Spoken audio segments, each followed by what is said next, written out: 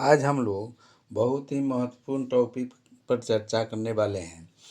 अगर सेम परिधि या सेम परिमिति का सेम नाप का अगर रस्सी ले या कोई नाप ले, उसी का अगर वर्ग बनाते हैं तो क्या क्षेत्रफल निकलेगा।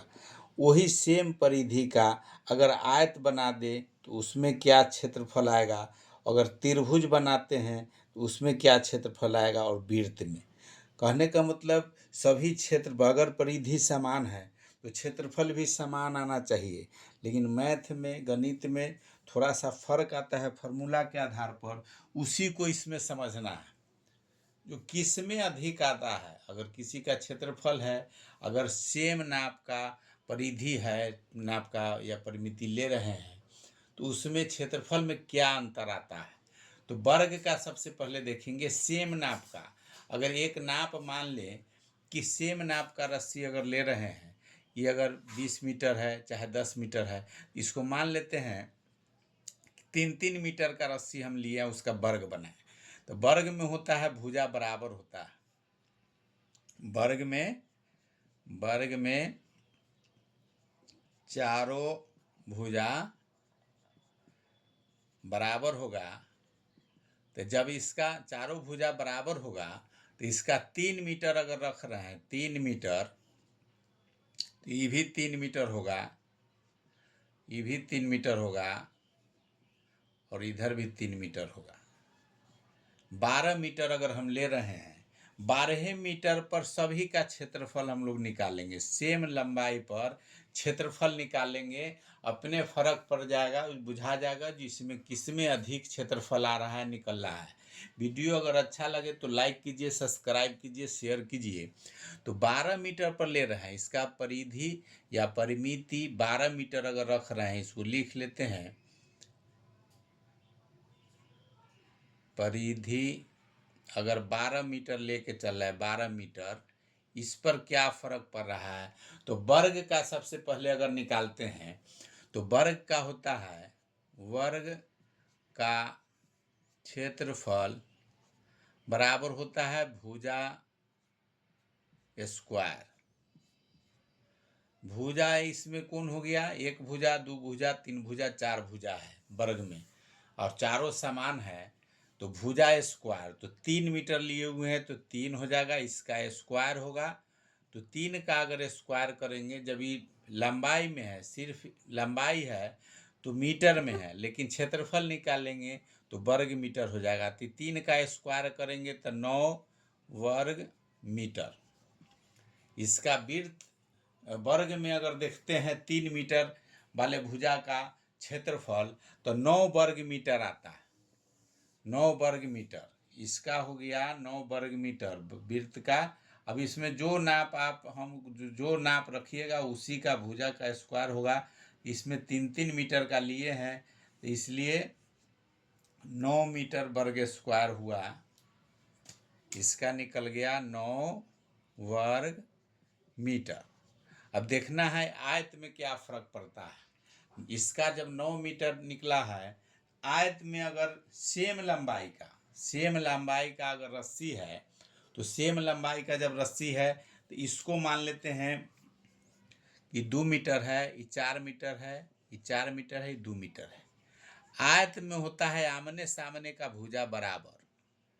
ये आमने सामने का इसका ये 2 मीटर हो गया, और ये 4 मीटर है तो 4 मीटर है, ये 2 मीटर है तो 2 मीटर हो गया। अब आमने सामने के भुजा बराबर होता है, इसका क्षेत्रफल निकलता है आयत का क्षेत्रफल बराबर होता है लंबाई गुने चौड़ाई। लंबाई जो लंबा जो भाग है वो लंबाई में, ये चौड़ाई भाग 2 भाग हो गया। तो लंबाई में हो गया 4 मीटर, तो 4 गुने 2 बराबर हो जाएगा 8 वर्ग मीटर। क्षेत्रफल में निकालेंगे तो वर्ग मीटर हो गया। तो अब इसका निकाले आयत का क्षेत्रफल, सेम लंबाई का अगर रस्सी लिए उसी का अगर वर्ग बनाते हैं तो 9 वर्ग मीटर हो रहा है क्षेत्रफल। वही अगर आयत में इसका देखते हैं तो सेम लंबाई सेम परिधि का अगर इसमें क्षेत्रफल निकालेंगे तो इसका 8 हो गया, 8 वर्ग मीटर। आयत में इसको देखते हैं तो 8 वर्ग मीटर इसका आ रहा है, आयत का निकला 8 वर्ग मीटर, 8 वर्ग मीटर। उसी तरह से अब त्रिभुज का देखेंगे, त्रिभुज में देखते हैं क्या फर्क पड़ता है, 8 वर्ग मीटर। अब तीसरा त्रिभुज का चेक करेंगे। त्रिभुज में मान लेते हैं कि त्रिभुज में 12 मीटर का ही हमको रखना है, 12 मीटर का ही रखना है। वो जो लंबा इसका जो नाप है परिधि का, तो इस 12 मीटर का ही रखना है।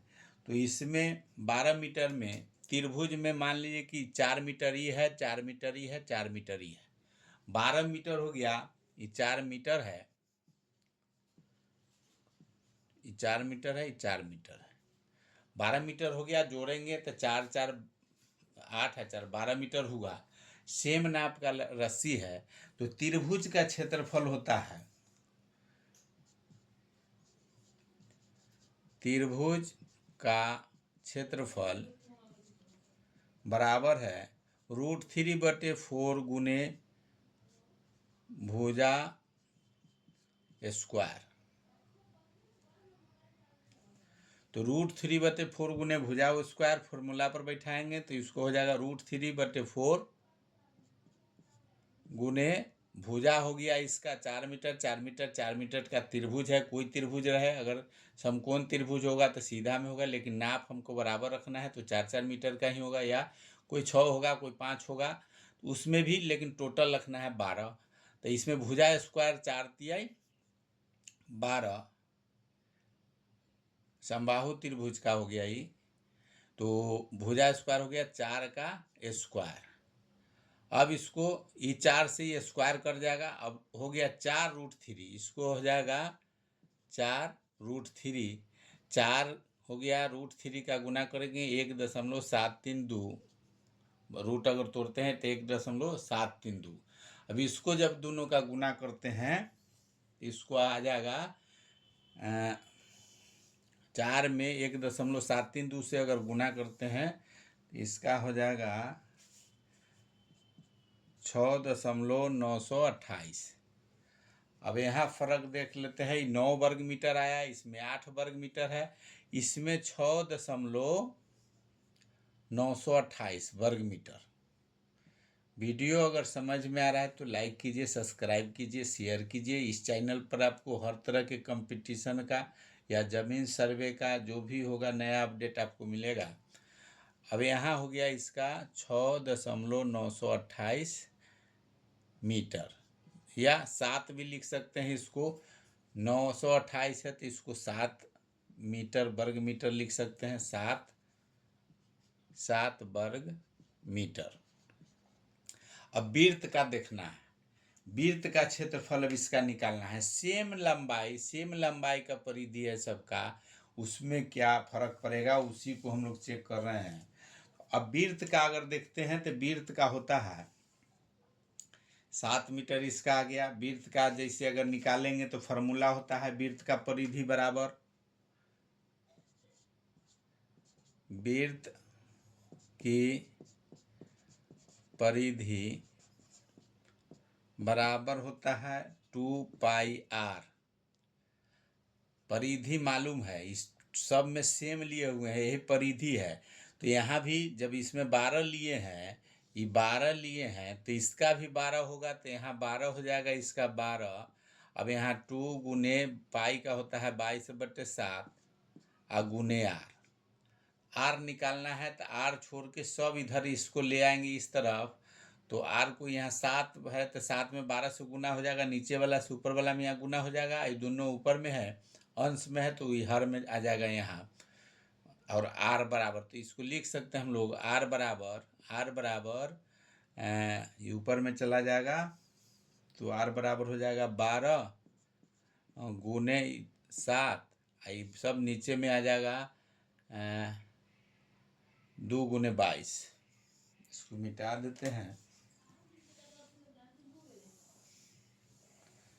तो इसका हो जाएगा, गुना करेंगे तिरछा तिरछी, तो आर बराबर निकल गया, आर बराबर हो जाएगा 12 गुने 7, अब बट्टा में हो जाएगा 2 गुने 22।